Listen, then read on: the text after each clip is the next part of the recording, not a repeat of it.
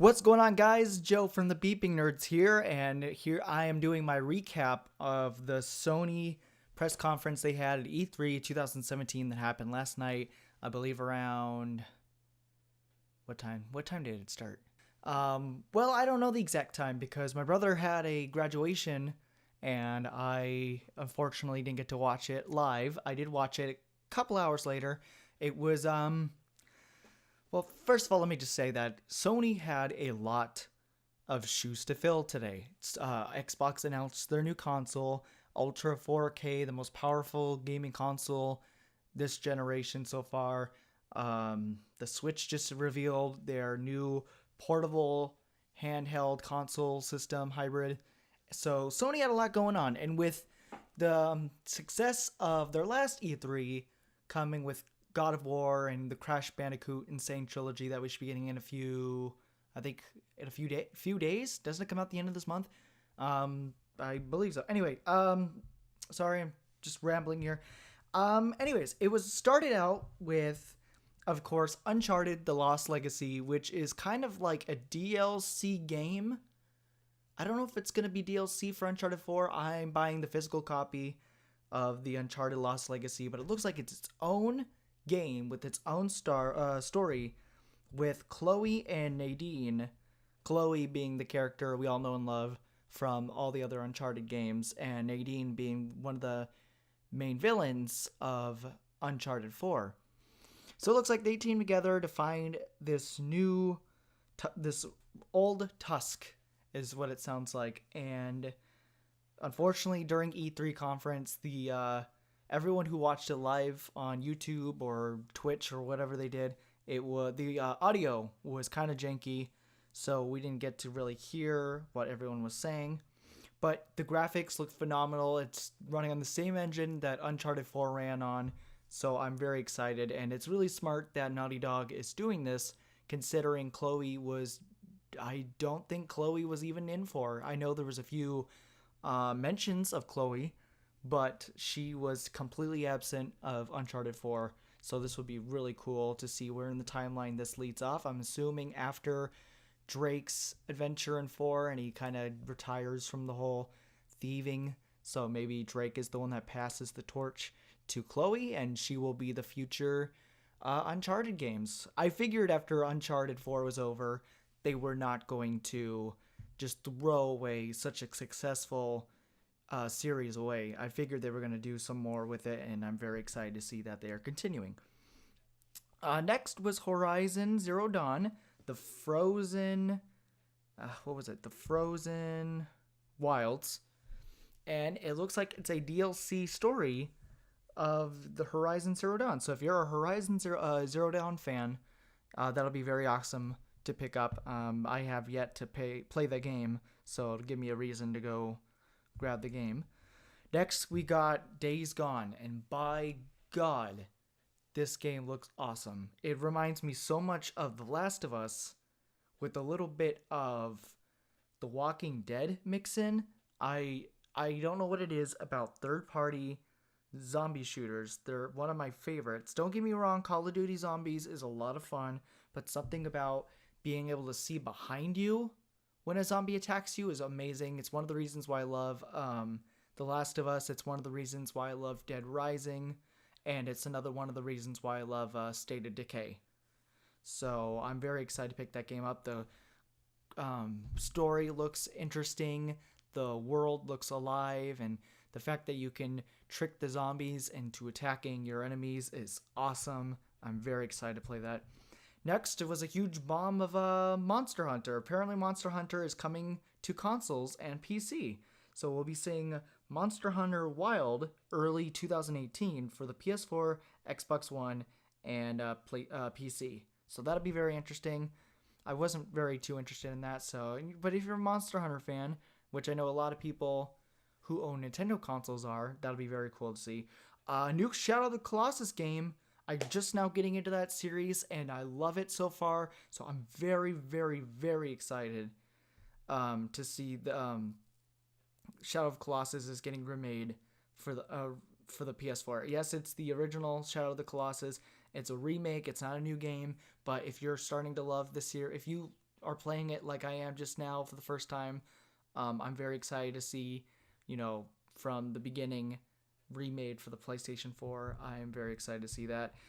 Next was World of War II, Call of Duty, and they showed multiplayer.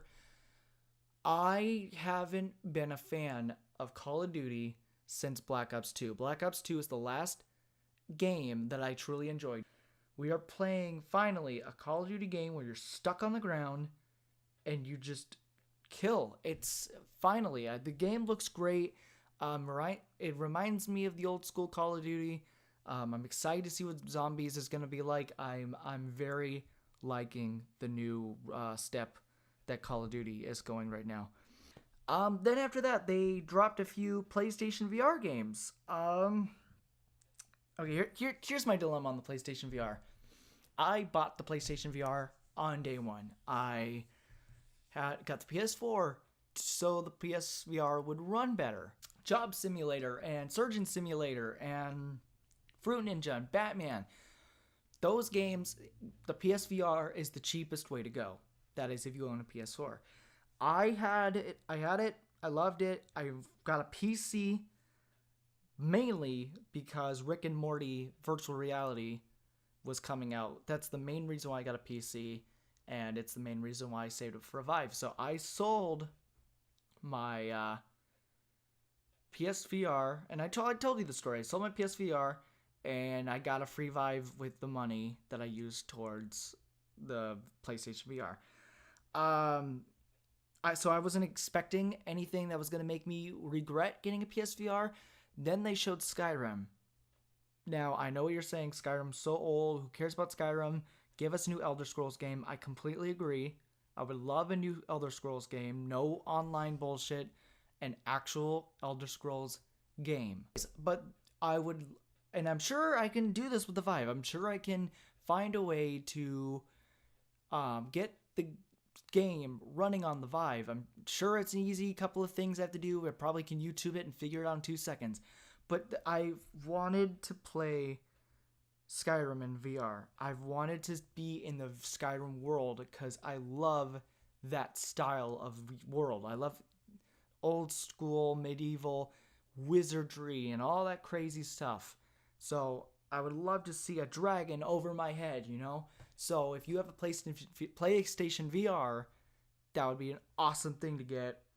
I definitely recommend it. I hope that Skyrim VR eventually comes to the Steam, just like Fallout VR is coming to Steam. I hope they don't make Fallout VR strictly Vive, and I hope they don't make Skyrim VR strictly PlayStation VR. I hope they let every single person enjoy every single VR experience, and we can all be happy. The rest of the games are kind of stupid.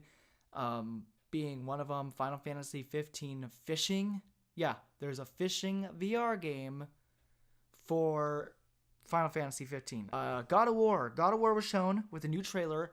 Game looks phenomenal. I am so excited to pick this game up. It's definitely going to be a day one pickup.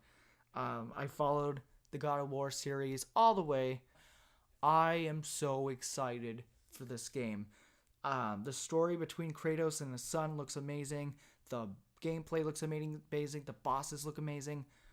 This is going to be an emotional roller coaster between Kratos and his son. Detroit, Become Humans, I think that's what it's called. Wow, that game. Oh, so many feels. So if you haven't seen the trailer, it's about robots pretty much taking over the world, and every single person is like your iPhone. You could purchase human beings on the street. You can command them to do your chores. We're pretty much slaves to technology. And then Sony finally ends it with Spider-Man PlayStation 4. Still, that's just Spider-Man that's called. Wow. Way to end the way to end it. It's so freaking amazing. it looked like a movie. I couldn't tell whether I was watching the game or Spider-Man Homecoming. The graphics were phenomenal. It's such a beautiful looking game, and the gameplay that we saw, wow, I felt like a kid when Spider-Man 2 for the GameCube and the Xbox and the PS2 was announced. That's how I feel right now. I'm excited. Spider-Man used to be my favorite superhero until Iron Man kind of took over. But I don't know, this game might make me love Spider-Man that much more again, and I'm so excited to play this game. And they even spoilers, but at the end of the trailer, they teased Miles, and he's taking a picture of Spider-Man's web, and I can't wait for this game. Wasn't there more games? I feel like I'm missing one. Oh, and one more game that piqued my interest was Marvel vs. Capcom. Holy shit. The game looks awesome. The graphics blew me away. Seeing Mega Man and Zero and Thor and Captain America and Iron Man and Thanos and Ultron. God, the story looks awesome. This game is going to give Injustice 2 a run for its money. It's really going to. I feel like the story to this game is going to be epic. Ultron looks amazing, and it looks like, from what I could tell from the trailer, Thanos was joining you. And then Thanos was gonna fight Ultron. What? So overall, now that I kind of talked about every game that they kind of showed, I'm sure I forgot a few of them, but honestly, those were the games that I was mostly excited for, and honestly, it was most of the games that actually meant something to most gamers. In all honesty, I gave the press conference an 8 out of 10. I thought it was great.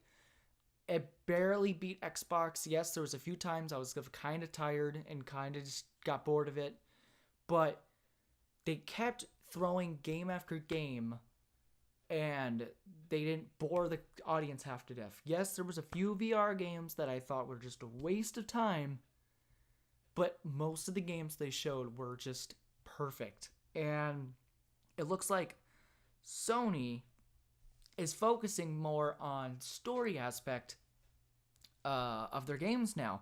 Because one thing I noticed about every single game they showed, their story is interesting. Uncharted already has one of the best stories in any series I've ever seen. Horizon Zero Dawn, as much as I haven't played it, I'm pretty sure I've heard people say the story is pretty awesome. So seeing that expand is pretty cool. Days Gone, there is going to be some tears in that story. I can already tell. That game looked awesome. Monster Hunter, didn't really care. Shadow of Colossus, that story is already phenomenal. I'm loving it. Call of Duty World War II, you know that story is going to be intense. God of War, the story between a son and his father. Not only are they all graphically beautiful, you can tell that every single developer for all these games is throwing their heart and soul to these games. Not one of these games, I believe, are going to get shitty reviews besides Final Fantasy Fishing. So thank you all for watching. I know I'm rambling. I just kind of wanted to mention this. I kept thinking about Sony's press conference, and I wanted to say it before I started forgetting what they showed, because holy crap, between Bethesda, Xbox, PlayStation, not Wii U, god dear, no Wii U, Switch, they're all having conferences, and there's just so many games piling in our heads, and it's just like, holy crap, I need to remember what games are shown for which press conference. Anyways, thank you all for watching. I'm rambling. Thank you for listening to my rambling for God knows how long. I'll see you all in the next rant. I'm going to be doing a Switch one here in the next couple of minutes. So stay nerdy, guys. Have a good one.